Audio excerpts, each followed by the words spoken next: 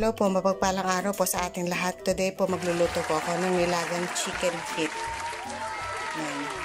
Ito po yung aking mga ingredients na gagamitin. Meron po tayo ditong sibuyas, sili. Wala po ako kasing nabiling siling panigang, kaya po labuyo na lang kahit napapaano meron.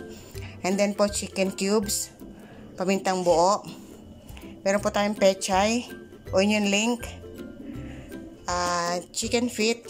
And then po, yung ating po sabaw sinaing o hugas bigas, yung patis, yung mantika.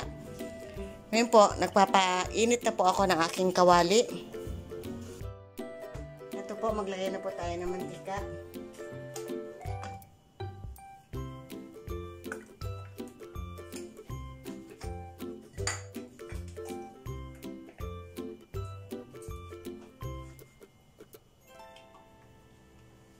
Then, lagay na po natin itong sibuyas na puti. At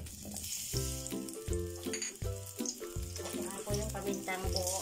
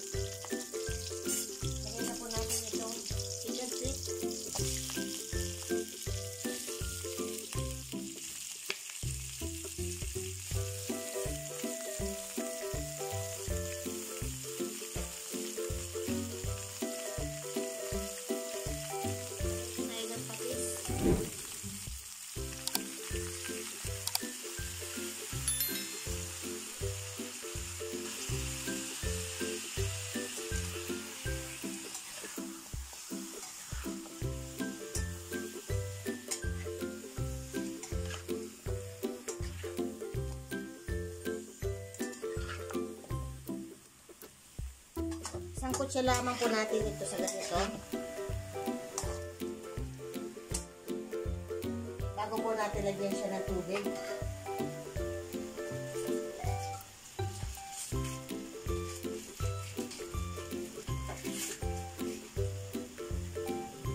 Nakalimutan ko po maglagay din tayo ng liquid seasoning, 2 pack.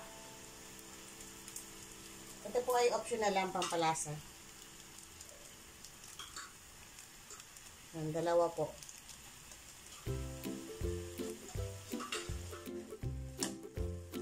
Palambutin po natin ito. Hintayin lamang po natin ito masangkot siya. Takpan po natin.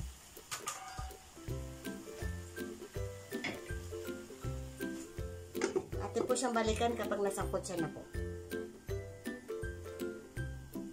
Ito na po, atin po siyang balikan.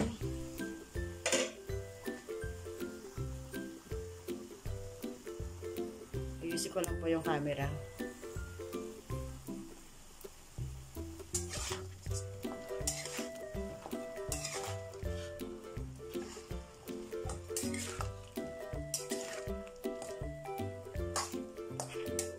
Maganda po ang chicken feet kasi mabitamina po yan. Tsaka anti-stress din yung chicken feet. Ngayon po, lagyan po natin siya ng hugas bigas. Madami po akong ginawang hugas bigas kasi papalambutin po natin ito ng papalambutin. Nice.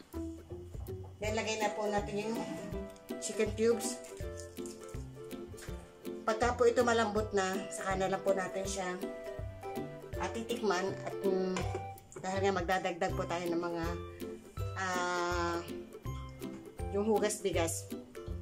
Hintay po natin lumambot ng lumambot, saka po natin balikan.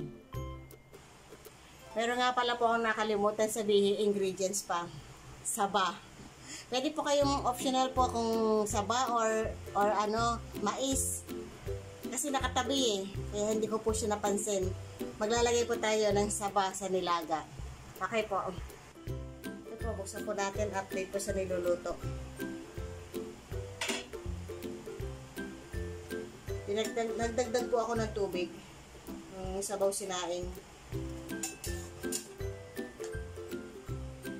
Para po lalo pa kung lumambot itong ating chicken feet. Ngayon po ilagay na po natin itong saba. Para humalo na po yung tamis dito sa sabaw.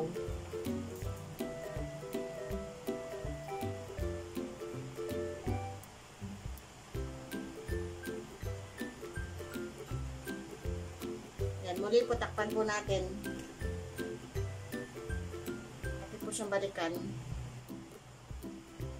Ito po, buksan po natin.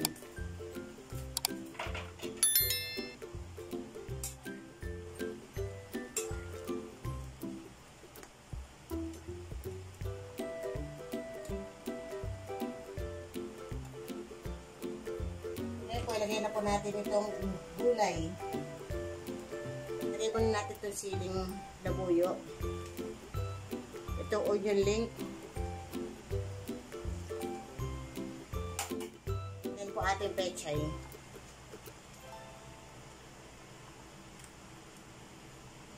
Ngayon, takpan po natin para malanta po itong gulay. Ito po, atin po siyang buksan.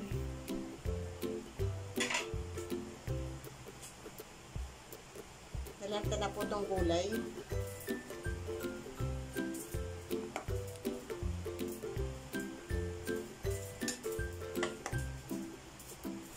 Sarap po nito. Masustansya na dahil hugas bigas yung ating ginawang pansabaw. Masustansya dahil chicken feet po ito. Tapos po yung mga gulay-gulay po natin. Hindi po ba? Yan. Tapos na po ito.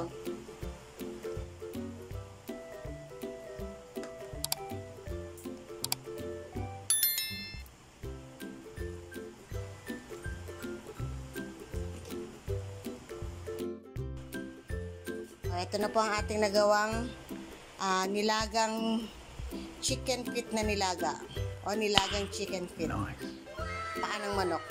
Paano po, magpapaalam na po ang inyong kakusinerang Lakot Sera na sa inyo po ay laging nagpapaalala ng stay safe po. God bless.